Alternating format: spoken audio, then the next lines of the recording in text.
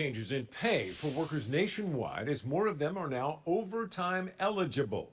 WMC Action News 5's Kendall Downing talked to an employment attorney today and joins us now live with what you need to know about this. Kendall? Hi there, Joe. It's estimated 1.3 million workers across the country who were previously ineligible for overtime are now entitled to receive it as of January 1, 2020. And the impact experts say will likely be noticed among small and medium-sized businesses.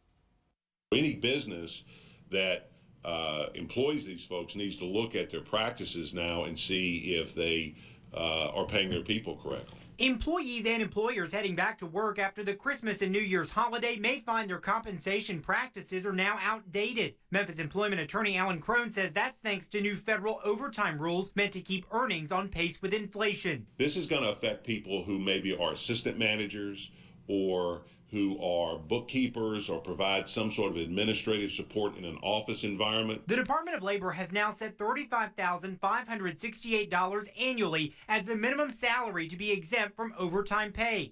Anyone making less than that must be paid overtime, 1.5 times their hourly rate for any hours worked over 40 in a week. That new figure is up from $23,660, which was the prior salary amount for exemption. Employees must also have administrative, executive, or professional job duties to be exempted from overtime pay. Anybody who's getting a salary that works a lot of hours but doesn't have a lot of autonomy and independent judgment would probably want to look at whether or not they're being paid correctly. Crone says if you think you're not being paid properly, you can go to the Department of Labor directly to file a complaint and also contact an employment attorney to evaluate your claim. But he advises some workers will likely choose not to bring up the issue to keep the peace in their job, despite having federal protections. A good job is better than a great lawsuit. So a lot of people say, look, I don't want to rock the boat, and I can't tell people they're not going to be retaliated against if they insist on getting paid more money.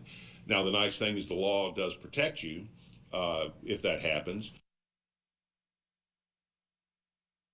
So the exemption amount was actually much higher as proposed in the Obama administration, more than $47,000 that have made about 4 million additional people eligible for overtime. But a federal judge struck down that provision back in 2017.